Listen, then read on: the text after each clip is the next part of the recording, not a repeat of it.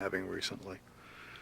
Uh, People who are artistic have always been a threatening force to people who are dictators.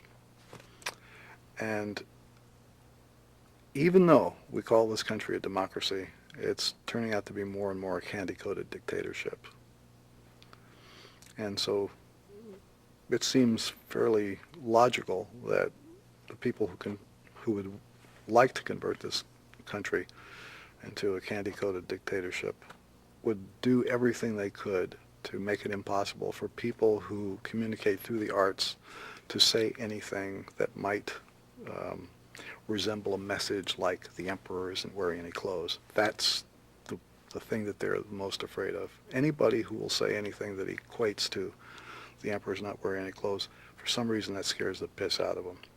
And so they do everything they can to stamp it out. And we've seen a growing trend toward this since 1985 with the emergence of the PMRC to try and put a clamp on what is said in rock records.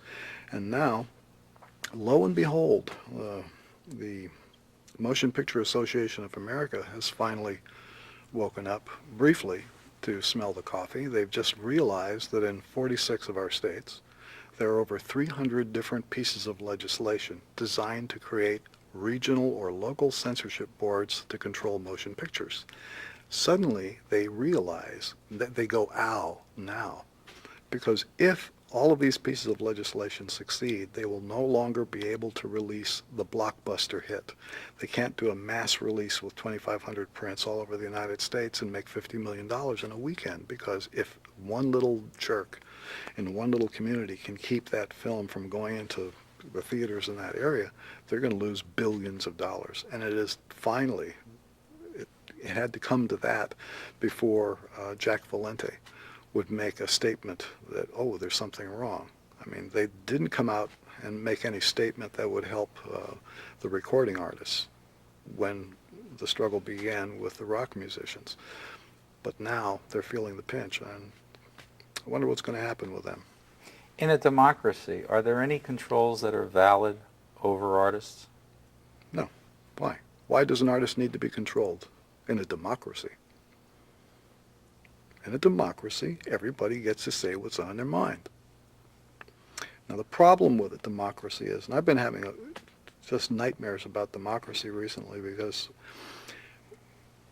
within the last few years, I've become more and more interested in getting people to vote and register and do all this stuff. And I've been active in that. And I'm going, yeah, let's get democracy going. And I'm going, wait a minute.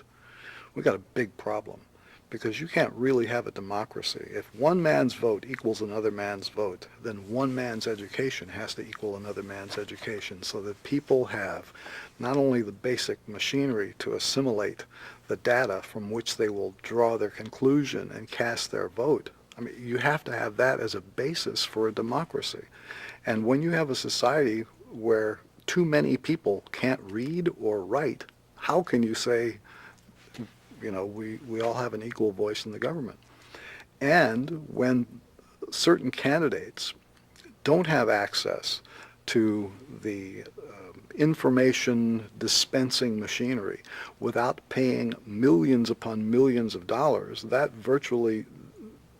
limits the dialogue quite a bit for anyone who doesn't agree with the sitting administration, or especially with the Republican Party. And not to single them out as the biggest evil that ever befell the United States, but recently they've come pretty close, simply because in the communist system, if you are a party member, even though they talk about we're all equal, we're brothers, it's all supposed to be evened out, it's not. Party members have perks, they have special treatment, and they get it right. If you are a member of the Republican Party in the United States, the treatment resembles very much what happens in the Soviet Union if you are a Communist Party member. Certain things will not happen to you. Certain things can be done for you. In fact, if you can imagine this, I received in the mail, even though I am a registered Democrat right now, that may not last long, I'm going to shred that, I got this blue card. I was even going to bring it today. This blue plastic card that says, I am a member of the Republican Party. Blue plastic, like a credit card, gold embossed, eagle, the whole business, a serial number. It was just like, a Communist Party thing. So I'm saying, what would a guy do with a thing like this? Show it to a policeman in case he was going to get a ticket? What do you do with this? It's an influence peddling kind of a scheme. I recall throughout the 80s receiving fundraising mail from the Republican Party that was basically an invitation to participate in insider trading. And it went like this. How would you like to join the California Golden Circle? You pay $2,500 to get in, $1,500 a year in dues. Now here's what you get. Advance notice of upcoming legislation, invitations to dinners and social events. Can't quote it exactly, but I'm getting pretty close to the letter. That will be attended by the people from California who do the business, who really make the deals. So in other words, if you pay, you're going to be invited to these dinners where you get to sit next to these people who make the big deals. And it's like, inviting me to join that club, it's baffling. Then I get another letter. That one was signed by Claire W. Bergner. And I got another letter inviting me for $2,500, I could go on this junket to Washington, D.C., where I get to attend a series of luncheons and dinners with D.C. political luminaries. And they give you a list, and you are supposed to check off on the list who you want to be seated next to at these luncheons. And then there's another box you had to check off that said, it's always possible that the president himself will come to one of these, so we need you to give us permission to run a security check on you and just authorize here. There's something weird about doing politics, mail order politics that way, and inviting people to get the edge on a business competitor by joining a certain political party, paying money. And to carry this to the most ridiculous extreme, at the point where George Bush takes office, I remember being on a plane in Europe and picking up the International Herald Tribune and seeing a front page article about the distress of career diplomats at being stepped over by all of these political appointees that Bush had put in as the main, consuls and whatever all over the world. But basically these were people who couldn't speak the local language, had no knowledge of diplomacy, but had given $300,000 or more to the campaign. And throughout the last decade, you see examples, where influence peddling, a dollar equals,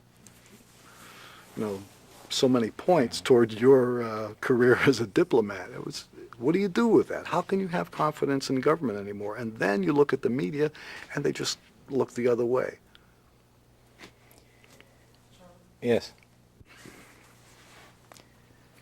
Basically, the question or the trigger is simply this. To most of us, the surprise of our lifetime. None of us expected to see the wall come down and communism fade. Your feelings? I expected the wall to come down. I knew it was going to come down. I'd even given concrete proposals on how to bring it down with class, and had spoken to various people in different places that led me to believe it was going to come down. I knew it was coming down, and I watched it on television. I was delighted. Why do you think communism fell apart? Because let's look at our two countries. We both made the same mistake. We spent our national fortune on weapons. The Russians were smarter because they realized, whoa, listen, did we need to do that? Right now, you could go to the Soviet Union and make a deal to have a converted military factory to build consumer goods. They want to make that deal. The best labor in the Soviet Union is available to do that. They have hundreds of these plants that they're willing to convert. None in the U.S. So that's why I say they might be a little bit smarter. Okay, hold it. Okay. Okay.